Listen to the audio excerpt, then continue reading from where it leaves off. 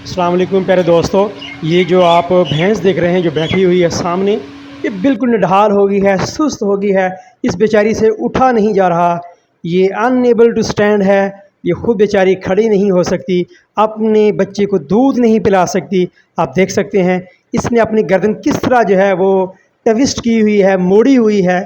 तो ये जो कंडीशन है ये बड़ी ही क्रिटिकल ख़तरनाक हो सकती है अगर टाइम पे इसका इलाज ना किया जाए। तो मैं हूं आपका दोस्त डॉक्टर मोहम्मद सत्तार अहमद राजपूत सुलहरी। तो इस वीडियो में सारा कुछ डिस्कस करेंगे, इसको क्या हुआ है, कैसे होता है, ताकि आपका जो कीमती जानवर है अल्लाह ना करे उसको ऐसी कंडीशन पेश आए तो आपको पता हो कि आपके जानवर के साथ आपके जानवर की जो कंडीशन है उसको क्या हो गया है। तो ये जो आप भैंस देख रहे हैं, आज इसको बच्चा दिए हुए 4 दिन हो गए हैं। ये अचानक आज बैठ गई है। मालिक कह रहा था ये आज ना तो कुछ खा रही है ना पी रही है, चलते चलते गिर रही थी और फिर ये बैठ गई है। तो ये क्या है, इसको हम कहते हैं मिल्क फीवर या हाइपोकैल्सीमिया या फिर सूतक की हवा, सूतक का बुखार हम इसको कहते हैं आम तौर पर। तो क्योंकि ये जो कंडीशन है, हालांकि इसमें बुखार नहीं होता, जानवर का जो टेम्परेचर है या तो नॉर्मल हो सकता है या नॉर्मल से लो हो सकता है। ये कंडीशन ख़ास तौर पर जो ताज़ा ब्याए हुए जानवर हैं उनके अंदर ये अचानक जो है देखी गई है। और इसकी जो प्राइमरीली काज है, वजह सबब है, जिसका कारण जो है वो sudden and significant drop in blood calcium जो है, ये कि खून के अंदर जब कैल्शियम का लेवल जो है वो around the time of calving, जब बच्चा देने के जानवर करीब होता है उस वक़्त अगर या बच्चा देने के बाद खून के अंदर कैल्शियम की मात्रा, कैल्शियम की जो मिकदार है वो नॉर्मल से कम हो जाए तो फिर आपके जानवर को सूतक का हवा, सूतक की बुखार, सूत की बुखार जो है, मिल्क फीवर जो है वो हो जाता है। क्योंकि जानवर जो है वो अनएबल होता है to quickly adjust to the increase calcium demand of the milk. क्योंकि जब जानवर बच्चा दे देता है, बच्चा देने के बाद उसने अपने बच्चे को भी दूध पिलाना है और जो मालिक है उसको भी दूध देना है। लेकिन अब जब एकदम उसके ऊपर एक बर्डन पड़ता है, डिमांड हो जाती है उसके ऊपर, जानवर के ऊपर, कि उसने दूध देना है। जब दूध उसका हम एकदम निकालते हैं और अगर दूध निकालने के बाद कैल्शियम का जो लेवल है वो बहुत कम हो जाए तो फिर जो जानवर है उसके अंदर ये कंडीशन देखते हैं। क्योंकि जो कैल्शियम की डिमांड है जानवर के जिस्म को जो होनी चाहिए वो मिल नहीं रही और आप उसका दूध निकाल रहे हैं तो ये डिमांड बढ़ जाती है। क्योंकि जब जानवर ब्याह जाता है, उससे पहले जानवर दूध दे नहीं रहा था, उसको ये मसला नहीं था। अब उसे दूध देना शुरू कर दिया तो अचानक कैल्शियम की जो डिमांड थी वो जिस्म के अंदर बढ़ गई, तो फिर जो है ये हमें कैल्शियम देना पड़ती है।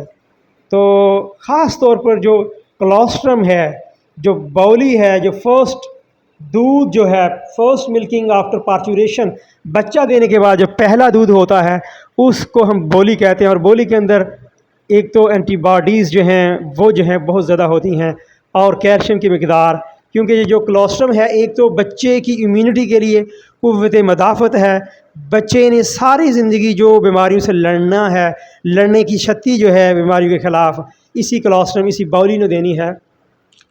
लेकिन जो कैल्शियम के रिज़र्व्स हैं बोन के अंदर, हड्डियों के अंदर, खुराक के अंदर, या फिर ओल्डर काउ जो हैं ख़ास तौर पर इस जो रिस्क फैक्टर हैं उससे वो ज़्यादा दोचार होती हैं। तो ये जो कंडीशन है ये डिपेंड करती है ख़ास तौर पर ब्रीड ऑफ द एनिमल, नस्ल कौन सी है जानवर की, फिर उसका लैक्टेशन पीरियड जो है वो कब है, और इसकी एक वजह जो होता है सूतक की हवा की inability to mobilise calcium.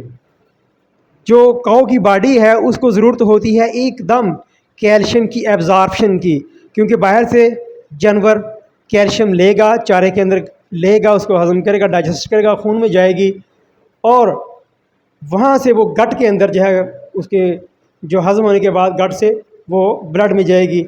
And mobilisation from the bone to meet this sudden demand, अचानक जो बढ़ती हुई डिमांड है उसको पूरा करने के लिए। तो ये देखें, ये पूरी की पूरी जो हमने कैल्शियम की बोतल है ये जानवर को चढ़ा दी है, लगा दी है एकदम जो है। ये माशाल्लाह आपने देखा, अब जैसे ही बोतल इसको लगी है ठीक ये 10 मिनट के बाद ही ये जानवर माशाल्लाह एक्टिव हो जाएगा, खड़ा हो जाएगा। ये देखें, अब इसको हम खोल रहे हैं तो इसके अंदर एकदम जो है ये रिविटलाइज हो जाती है, जान आ जाती है। ये देखें, अब इसने अपनी गर्दन जो है वो उठा ली है। इसका मतलब है अब आपका जानवर ख़तरे से बिल्कुल बाहर है। अभी इंशाल्लाह ये खड़ा भी होगा, ये चारा भी खाएगा और थोड़ी देर के बाद, क्योंकि ये दूध का चवाई का टाइम था तो ये बैठ गई थी, इसके मालिक इसकी चवाई नहीं कर सका। सुबह भी इसने दूध नहीं दिया तो शाम को तो अभी जो है करनी थी, लेकिन ये बैठ गई थी। अभी ये उठेगी, चारा खाएगी और फिर ये इस काबिल हो जाएगी कि ये दूध भी देगी और अपने बेबी को ये भैंस जो है ये दूध भी इंशाल्लाह आपके सामने ये पिलाएगी और इसकी अभी चवाई भी जो है वो करेंगे। तो ये जो इनएबिलिटी है टू मोबिलाइज़ कैल्शियम, क्योंकि जब जानवर जो है वो कैल्शियम को यूटिलाइज़ नहीं कर सकता है, अब जिस्म की ज़रूरत को पूरा नहीं कर सकता, तो ये कंडीशन देखने में आती है। अब इसमें जो ओल्डर काऊ होती हैं, ख़ास तौर पर जो थर्ड और लेटर लैक्टेशन, तीसरा सुआ या इसके बाद चौथा पांचवा, इसके अंदर देखा गया है कि जानवर जो होता है उसके अंदर जो एबिलिटी होती है कैल्शियम को मोबिलाइज़ करने की, हड्डियों के अंदर हड्डियों से खून के अंदर कैल्शियम को लाने की, वो एबिलिटी बहुत कम होती है। या फिर जो ब्रीड प्री डिस्पोजिशन है, ख़ास तौर पर जो हमारी जर्सी काऊ है वो ज़्यादा ससेप्टिबल होती है टू मिल्क फीवर, क्योंकि उसके अंदर सूजन का बुखार वो ज़्यादा कंडीशन जो होती है। जितना ज़्यादा दूध देने वाला जानवर होगा, हाई यील्डर जो जानवर हैं, ज़्यादा दूध देने वाले जानवर, बच्चा देने के बाद उन्हीं जानवरों में जो सेहतमंद जानवर हैं ये कंडीशन जो है वो देखी जाती है। तो ये देखें, अब मैं दोबारा जो है एक तो vitamin B1, B2 and B6 का इंजेक्शन ये मैंने इसकी गर्दन में लगा दिया है और अब माशाल्लाह ये देखें आपके सामने जो है ये खड़ी हो गई है। तो जब भी आपका जानवर जो है वो ब्याने के करीब होता है, जो पहले 20 दिन होते हैं बच्चा देने से पहले, काविंग से पहले, तो उस वक्त आप बेतहाशा कैल्शियम के जो चूरन देते हैं जानवर को, कैल्शियम के जो सप्लीमेंट देते हैं वो आपको बंद कर देने चाहिए, ताकि जब आपका जानवर बच्चा दे दे तो वो इस काबिल हो कि जो उसके अंदर रिज़र्व हैं कैल्शियम के वो उसको दोबारा यूटिलाइज़ कर सके, ख़ुद वो उसको बना सके, उसको मोबिलाइज़ करवा सके, ब्लड के अंदर इसको ला सके, ताकि फिर वो आपको दूध भी दे। तो ये माशाल्लाह देखें आप बिल्कुल एक्टिव हो गई है, आप ये चारा भी खा रही है, इसका हमने दूध भी निकाल लिया है। तो इस तरह की वीडियो देखने के लिए मेरे साथ बने रहिए, हमारी वीडियो को लाइक कीजिएगा, शेयर कीजिएगा और मेरे चैनल को सब्सक्राइब करना बिल्कुल ना भूलिएगा, क्योंकि वीडियो बनाने के लिए मुझे बहुत मेहनत करनी पड़ती है। आगे देखिए माशाल्लाह ये भैंस अपने बच्चे को अपने